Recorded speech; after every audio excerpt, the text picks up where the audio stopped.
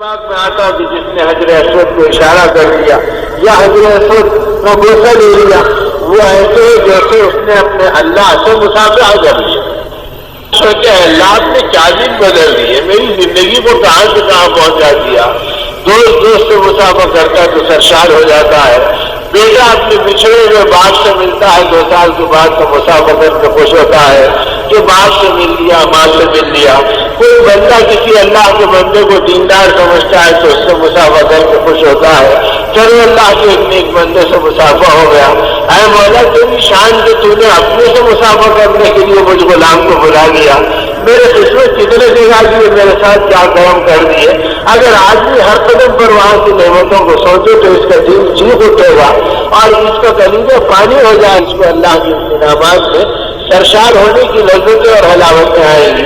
پھر قدم اٹھاتے ہوئے چلتے ہوئے سوچے جہاں آج میرے قدم پڑھ رہے ہیں کبھی یہاں پر انبیاء کے امام اور 2 عالم کے سردار اور حاجیوں کے سردار صلی اللہ علیہ وسلم کے قدم مبارک پڑا تھا.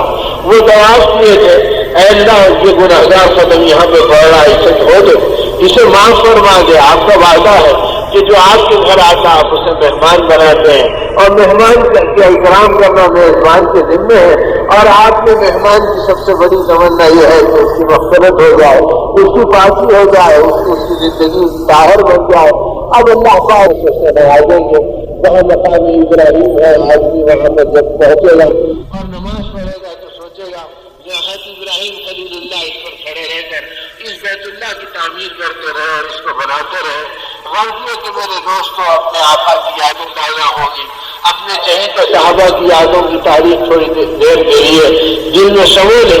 بچے ہوئے دنوں کو انہیں اس مقام کی عظمت اور وہاں کی قربانیوں کے واقعات کے سننے سنانے میں کسی پڑھنے پڑھانے والے کے ساتھ لگ جائے تو سمجھ میں آئے گا کہ ہاں یہ وہ مقام ہے جہاں یہ ہوا یہ ہوا یہ ہوا اور اے اللہ آکار کو یہاں پر پہنچا کر ان نماز سے نوازا.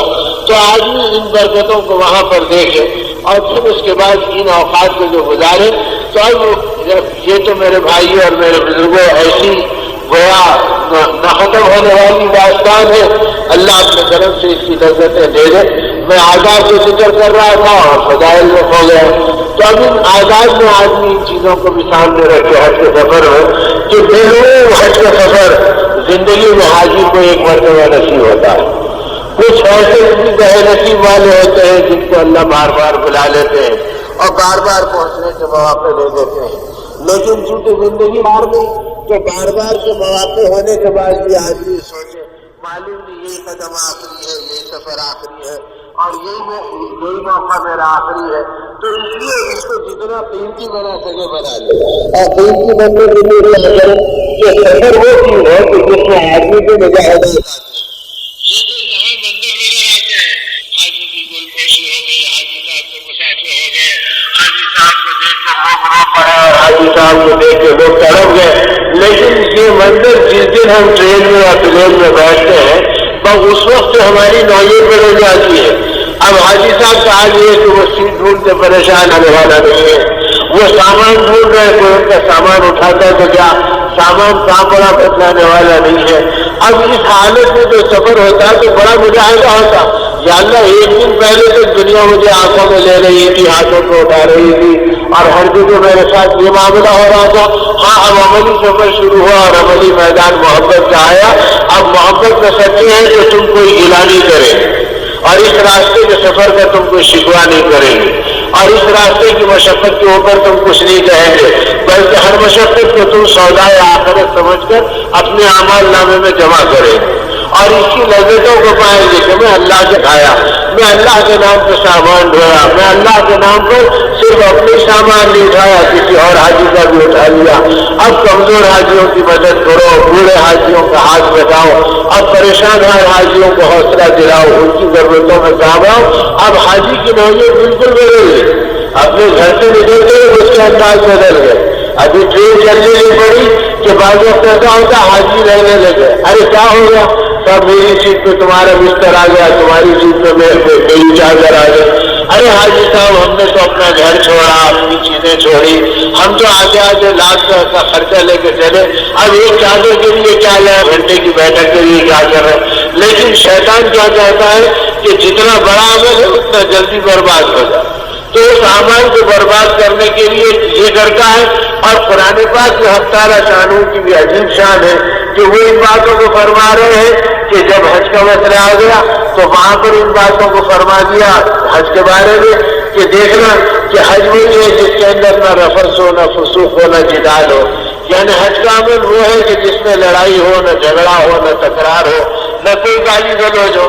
اب پہلے تو سمجھ میں نہیں آتا تھا یا اللہ حاجی گالی گلوچ کیسے کرے گا، یہ اللہ کے گھر جا رہا ہے، یہ تو لبیک پر ہے، یہ گالی گلوچ کیسے کرے گا۔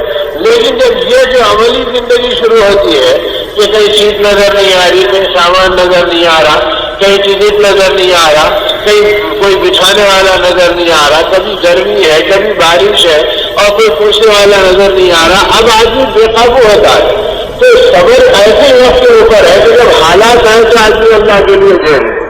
صبر اس وقت نہیں ہے کہ آدمی ہر کنڈیشن میں بیٹھ کے الحمدللہ دے دے، کیونکہ صبر یہ ہے کہ بھائی ان حالات میں جیسے کہ اللہ کے لیے ہو رہا ہے، ارے لوگ اللہ کے لیے جان دے دیے، میں تو اللہ کے لیے بھی قدم اٹھایا۔ اب آدمی ان کے اندر صبر و سکون کے ساتھ چلے۔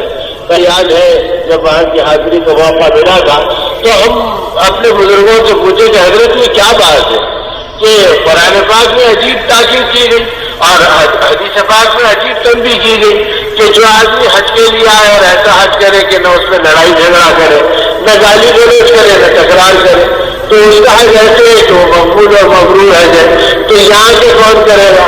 تو کہنے والے بزرگوں نے کہا ارے بیٹا تم کیا جانتے ہو، یہ ایسی جگہ ہے جہاں 20-20 سال کی دوستیاں دشمنیوں میں بدل گئی، اور یہ ایسی جگہ ہے جہاں ہم نے اپنی ان آنکھوں سے دیکھا ہے میاں بیوی میں اختلاف اور کسی بڑی چیز پہ نہیں کہ بھائی کھانے سے لڑکی کو بھڑکایا، تو ان بزرگوں نے کہا کہ ہم نے ان آنکھوں سے دیکھا کہ جاتے ہوئے میاں الگ پلین سے گیا، بیوی الگ پلین سے، اس مقدس جگہ پر میاں بیوی کے رشتے ٹوٹتے ہوئے دیکھے اور 20-20 سال کی زندگی کی محبتوں کو برباد ہوتے ہوئے دیکھے۔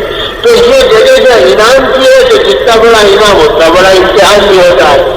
اسی لیے فرمایا کہ آدمی یہاں پر حوصلے سے رہے، پہلے سے طے کر لے اللہ جب میں سارے لوگوں سے کو معاف کر آیا اور سارے لوگوں سے معافی چاہ کر آیا تو یہاں تیرے چند بندوں سے میرا کیا جھگڑا، معلوم نہیں ان میں کون محبوب ہے جس کے سب سے ہم لوگ چلے آئے ہیں، لہٰذا میں ان سے لڑوں تو ہر ایک کو محبت سے دیکھنا، دوسروں کی خدمت کا جذبہ رکھنا۔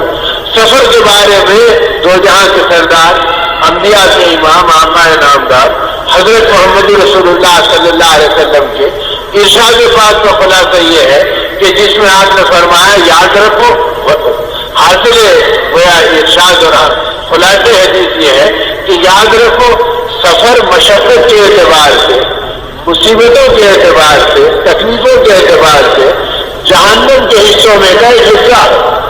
سفر کوئی راحت کی چیز نہیں ہے، چاہے آدمی جتنا بڑا آدمی جتنی بڑی سہولت سے سفر کرے وہ اپنے گھر اور وطن کی کا بدل نہیں پا سکتا۔